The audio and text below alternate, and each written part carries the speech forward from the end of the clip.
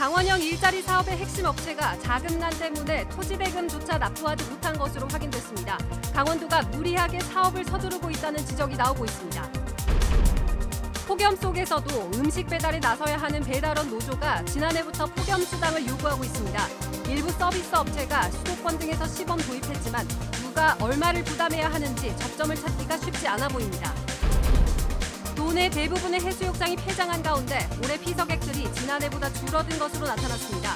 피서 형태의 변화와 바가지 요금 등이 감소 원인으로 꼽히고 있는데 해수욕장에도 변화가 필요하다는 지적입니다. 강원 헬스케어의 핵심인 원격 진료를 두고 이견을 좁히기 위한 강원도와 도의사회의 만남이 성사되지 않았습니다. 원격 진료 협의체 구성도 난항이 예상됩니다.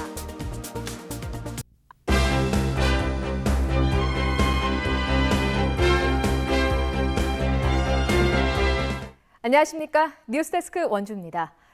중소기업 중심의 강원형 일자리 사업이 최근 상생 협약까지 맺었는데요. 하지만 취재를 해보니 핵심 업체가 자금난 때문에 토지 대금조차 납부하지 못한 것으로 확인됐습니다. 강원도가 무리하게 사업을 서두르고 있다는 지적이 나옵니다. 김진아 기자입니다. 강원도는 올해 안에 초소형 전기차 생산을 목표로 하고 있습니다. 내년 정부의 우편용 전기차 4,000대 도입 사업에 참여하기 위해서입니다. 공공부문 판매로 공신력을 높여 국내는 물론 해외 판로 확보에 나서겠다는 건데 그러다 보니 무리수가 따르고 있습니다. 설계에서 완성차 제조까지 담당하는 횡성 이모빌리티의 핵심 기업조차 이전해올 땅의 토지 대금을 납부 예정일인 지난 9일까지 내지 못한 것으로 확인됐습니다. 해당 업체는 한 달 안에 잔금 납부가 가능하다고 공언하고 있지만 취재 결과는 좀 다릅니다. 중진공 자금이 추가 경정 예산이 통과되는 바람에 지금 이제 접수가 돼가지고 한 달 안에 나온다는 예비 확답은 받았습니다. 중진공에서는 결론이 난 거예요, 그러면? 그렇죠. 예. 우리가 할 수 없다. 은행 잡고 난 다음에 그 다음에 오시면 우리가 그 그림 속에서 검토를 할 수 있다. 토지 잔금을 다 납부하지 않았는데도 현장에선 벌써 공사가 시작됐습니다. 강원도가 사업을 서두르자 우천 산업단지를 분양하고 있는 농어촌 공사가 공사 편의를 봐준 겁니다. 자금력이 부족한 중소기업들이다 보니 사업 추진에 대한 우려의 목소리도 적지 않습니다. 부품 생산업체들도 완성차가 팔릴 때까지 대금을 받지 못하는 조합 형태여서 사업 초기 자금 압박이 불가피합니다. 강원도는 자동차 부품 연구 예산 명목으로 40억 원을 별도 지원하기로 했지만 자금 조달에 대한 우려는 여전합니다. 땅조차 매입을 못하고 있기 때문에 앞으로 막대한 예산을 조달하는 부분에 있어서 제대로 이루어질 수 있을까라는 의구심이 듭니다. 강원도는 춘천 출신 홍남기 부총리 임기 중에 강원형 일자리 사업을 궤도에 올리기 위해 서둘러 왔는데 홍 부총리는 내년 총선에 춘천 출마설이 나오고 있습니다. MBC 뉴스 김진아입니다. 폭염에 배달 음식 시켜 드시는 분들 많으시죠? 찜통 더위 속에 배달 기사들의 체감 온도는 45도가 넘는다는데요. 폭염 수당 이야기가 일부에서 나오고 있지만 이해관계가 복잡해서 도입이 쉽지 않아 보입니다. 보도에 정다혜 기자입니다. 35도를 웃도는 무더위에 긴팔, 긴바지, 목토시로 무장한 배달기사. 여기에 헬멧까지 쓰면 체감 온도는 45도가 훌쩍 넘습니다. 엘리베이터가 없는 곳에서 주문이 들어오면 포장 음식을 들고 직접 계단을 오릅니다. 찜통 더위에 금방 숨이 차오르고 땀이 흐릅니다. 연일 이어지는 폭염에 음식 배달 주문이 급증하면서 신호대기 중에도 밀려드는 주문콜을 수시로 확인합니다.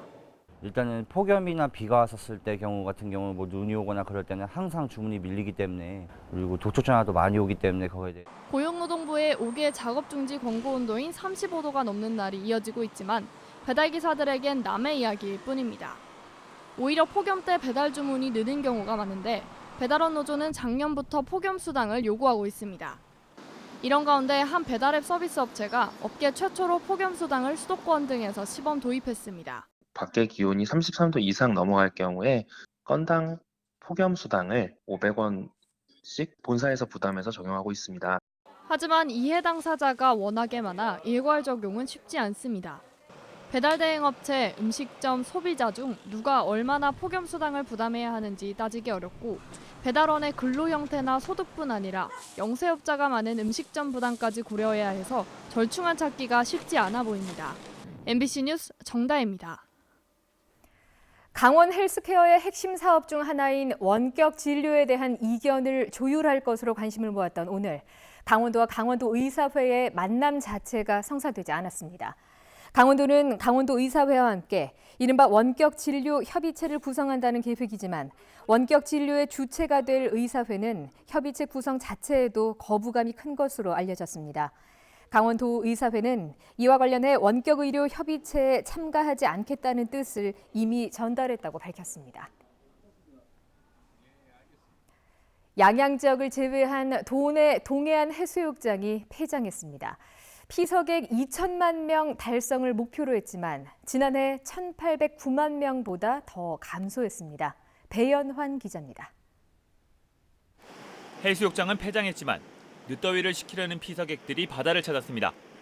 공무원 등 운영 인력이 모두 철수했고 지원 시설 등도 대부분 철거를 마쳤습니다. 동해안 해수욕장이 대부분 폐장한 가운데 올해 피서객 수도 지난해보다 줄어든 것으로 나타났습니다. 양양을 제외한 동해안 해수욕장이 문을 닫은 가운데 올해 피서객은 1,786만 명으로 지난해 1,809만 명보다 1.3% 줄었습니다. 지난 2015년 2,578만 명에서 해마다 줄어들고 있습니다.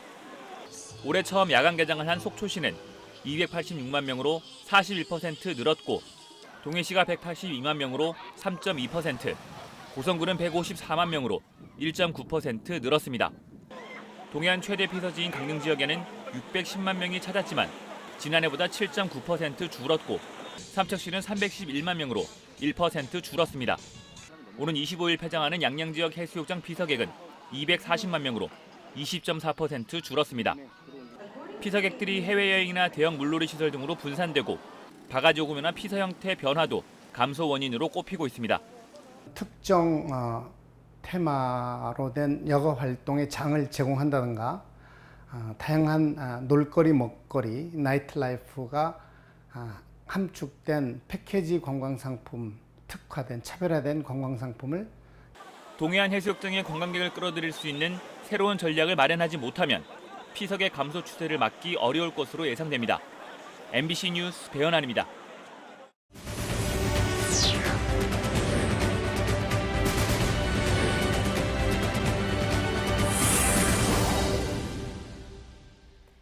이계호 농림축산식품부 장관이 최근 가격 폭락으로 어려움을 겪고 있는 대관령 지역의 고랭지 무배추 재배 농가를 방문했습니다. 장관 일행은 대관령 일대 무배추밭을 직접 둘러보고 작황과 수급 상황을 점검했습니다. 특히 매년 반복되는 극심한 가격 변동으로 인한 농가들의 애로사항을 듣고 해결책을 모색한다는 계획입니다. 최근 대관령 일대에서는 고랭지 무와 배추 가격 폭락으로 아예 출하를 포기하고 산지 폐기하는 농가가 잇따르고 있습니다. 횡성 한우협동조합이 횡성 축협의 횡성 한우축제 참여는 곤란하다며 축협을 제외한 한우축제 추진을 촉구했습니다. 횡성 한우협동조합은 오늘 횡성군의회를 방문해 축제위원회 측에서 요구한 한우 134마리를 공급하기 위해서 거래처 공급량까지 줄였는데 이제 와서 축협이 참가하면 물량 처리가 어렵다며 축협 배제를 요구했습니다. 이에 앞서 횡성군의회는 지자체와 축협이 한 발씩 양보해 횡성축협의 한우축제 참여를 위한 합의안을 도출하라고 횡성군에 주문한 바 있습니다.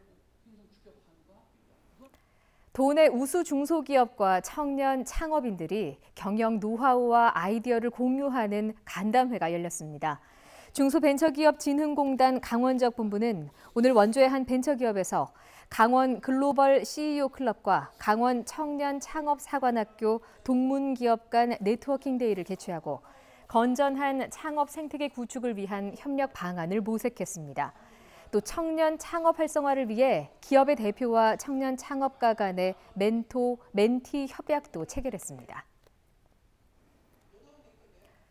국내 설향 위주의 딸기 편중 재배를 해결하기 위해 농촌진흥청이 개발한 알타킹 품종이 횡성에 도입됩니다. 알타킹은 서량보다 단단해서 수출에 적합하고 크기가 크고 당도와 산도가 높은 것으로 평가받고 있으며 횡성 지역에서 국비를 지원받아서 올해 시범적으로 재배됩니다. 횡성에서는 지난 2015년부터 3,300제곱미터에서 겨울철 딸기가 재배돼 농한기 새로운 소득 작목으로 자리 잡고 있습니다.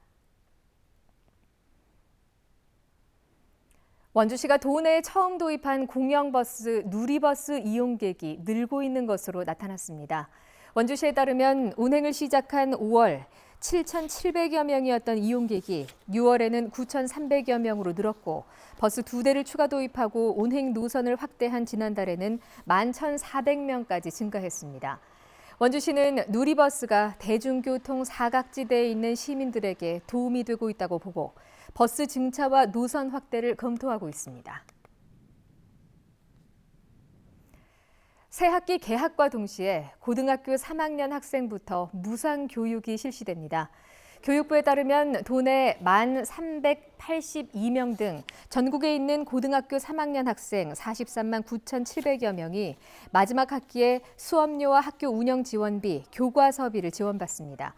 앞서 강원도 교육청은 올 7월 추가 경정 예산을 통해 도내 고3 무상교육비 55억 원을 확보했습니다. 이에 따라 학비 부담액이 가장 큰 시지역 일반계 고등학교 3학년의 경우 2학기 학비 59만 7,400원씩을 지원받습니다.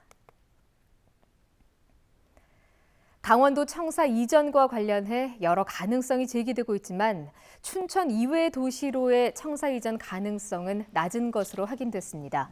강원도 관계자는 청사 이전과 관련해 여러 의견이 있지만 춘천이 아닌 다른 지역으로 청사를 이전하는 안에 대해서는 고민하지 않고 있다고 밝혔습니다.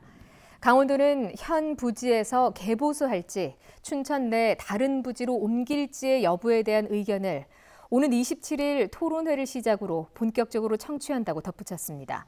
이 관계자는 올해 안에 타당성 용역 등 사전 절차에 필요한 내년 예산을 세워놓는 것이 목표라고 말했습니다. 관광공사가 오늘부터 한 달 동안 관광벤처사업 공모전 참가자를 모집합니다. 이번 공모전은 예비 창업자와 3년 미만 사업자를 대상으로 하는 예비 관광벤처, 창업 3년 이상 사업자가 지원하는 관광벤처 등의 부문으로 나뉩니다. 뉴스데스크 원주를 마칩니다. 고맙습니다.